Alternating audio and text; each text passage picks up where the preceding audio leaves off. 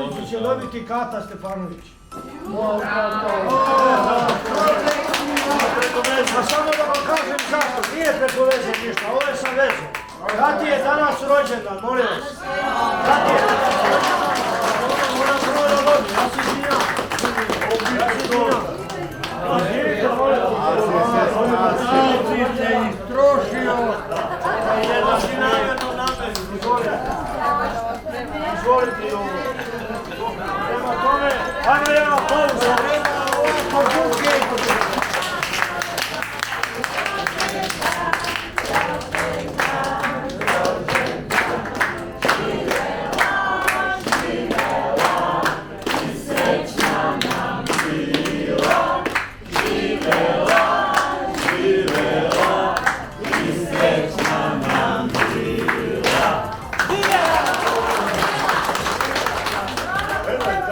Ovdje je danas bilo 28 slikara od 10 organizacija koje su prisutne ovdje. Svrha svega ovoga je prvo da se družimo i da se sastavimo što češće. Ja sam zadovoljan sa ovim današnjim danom, baš iz razloga što su svi oni gdje smo mi bili, oni su se odazvali i izašli nama, što kaže ono, u susret i došli.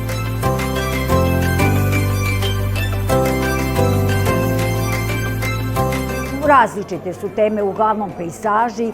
Nekad kad je lepo vreme idemo u prirodu, malo do Tamiša, leto se malo išlo i u Belu crkvu. Oni u svojim slikama najviše izražavaju svoje osjećanja, jer iako su to stariji ljudi, možda nemaju priliku da ih iskažu na neki način, ali ovo je najbolji način što se tiče iskazivanja i osjećanja i svojih želja, potreba preko slika. A na neki način i jako im pomaže, jer je to jedan vid druženja, da se oslobode samoće. Uglavnom je cilj i pre svega ta neka psihička terapija na neki način.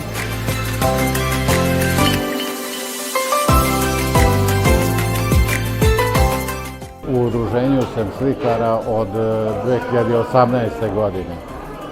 Pre toga sam se bavio sa pecanjem. Kako sam stario, tako pecanje više nije dolazio u obzir i onda sam pronašao sebe ovdje. Sviđa mi se prvo društvo. Stvarno su ljudi fini. Drugo, višak vremena koji imam utrošim na razmišljajući o slici, slikajući, dorađujući i to. Najviše volim da slikam prirodu, razne pejsaže, ili sa nekih slika, ili nešto što sam negdje zapamtio, pa ga da prenose na platno i tako. Odhranila sam decu, odhranila sam unuke i onda sam dobila puno slobodnog vremena. I onda sam se priključila, ali i kao dete sam imala afinitet prema crtanju, slikanju, tako da sam tu našla sebe. Nije mi teško ništa. Prvo, vrlo smo svi zadovoljni što se sastajemo sredom, ispričamo se tako i uradimo po neku sliku.